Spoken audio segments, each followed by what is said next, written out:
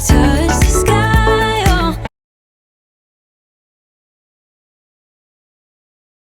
Okay, y'all, so I just finished my first 2,000 meter row, and it was 8 something, so I don't have anything to compare it to, so I think I did okay, you know.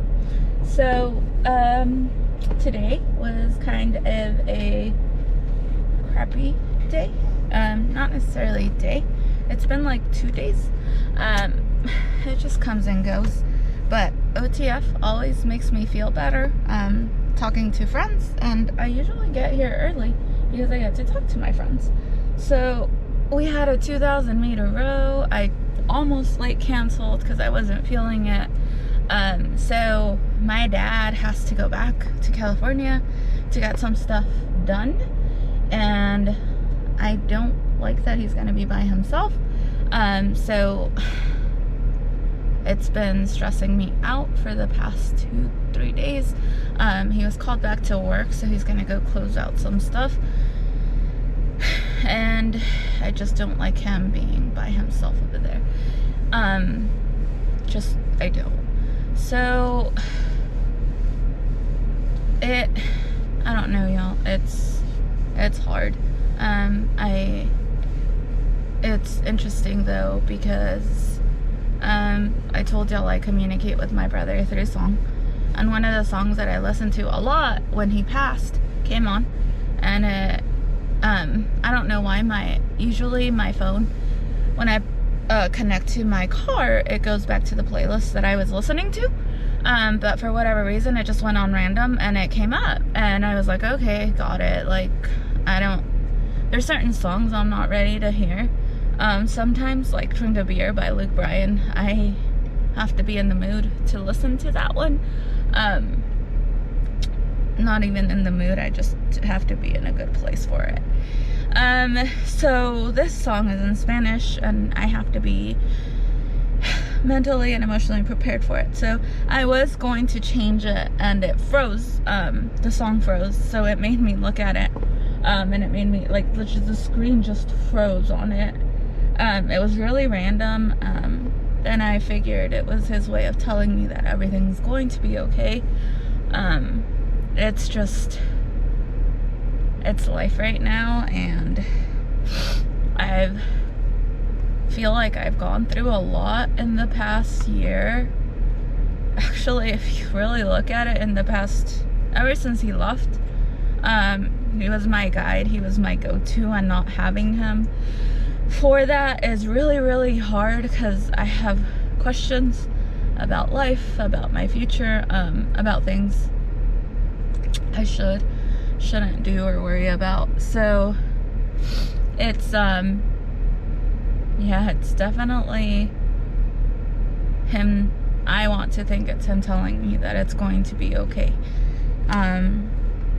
So one of the memories that I want to share of him is, because it's a rough day, and I want whoever is out there that sees this to know they're not alone, and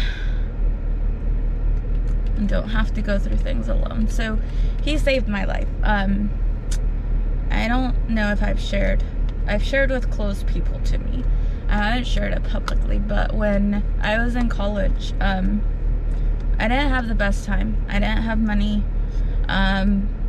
I was paying my own apartment. I was working full-time, and I was going to school full-time, because I had to pay for my apartment, and some days I ate, some days I didn't. So I lost a lot of weight in college, and it wasn't because I tried, it was because I literally didn't have food.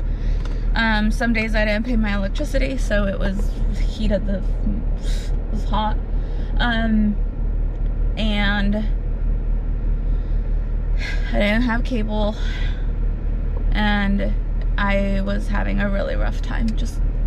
I didn't want to live anymore, and I called my mom, or she called me at like 11 p.m. Texas time, so 9 p.m. her time, and I answered her, and I guess maybe I called her because I wanted to tell her that I loved her. And she wouldn't get off the phone with me. She wouldn't hang up on me. And she used another phone to call my brother, who was about an hour and 20 minutes away. And she used that phone to call him and didn't hang up on me and wouldn't let me hang up on her. And he drove at midnight around our time for an hour and 20 minutes to get me. And he called me and he said, "Hey, I'm downstairs. Come down. I'm here for you." And I walked down the stairs to my apartment. And I got in the car. And he looked at me. And he didn't say anything. And somehow, in that phone call, somehow, when I got in the car, I knew that I was going to be okay. And that I was here for a reason. And that he would back me up and support me, whatever the reason. And it was that day that I took my life back and I worked at it and I made it through college. And he never said a word.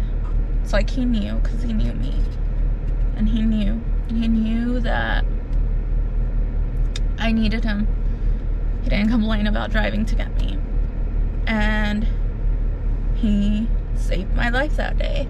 And I think he knew. And we never talked about it, but I think he knew. And I will forever be grateful for him and my mom for that. So if you ever feel like you don't want to be on this earth, or you feel guilty for feeling like you don't want to be on this earth, don't. Because just because you don't see it out there, just because you see people smiling all the time, it doesn't mean they have a perfect life. It doesn't mean life is perfect, and it doesn't mean life is easy. But I always knew I had him, and I want to think now that even though I don't see him, I still have him, and he has me, and he's gonna guide me through whatever crap comes at me, and he's gonna take out whatever people need to leave my life out. And I trust that, just like he would in real life, just like he would tell me, don't talk to that person. I feel like he's doing that from wherever he's at. So I'm sorry, it wasn't a giggly, happy vlog today, but it's life. We all go through it.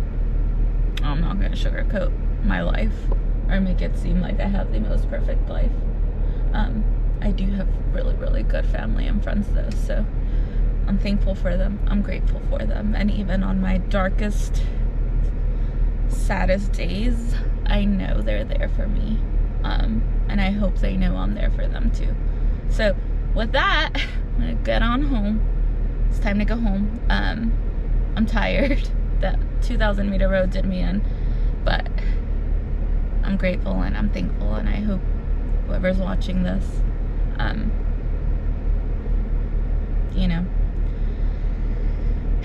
are grateful and thankful too. So I will see y'all tomorrow. Here's to better days, and better moments and memories and things. So I'll see y'all later.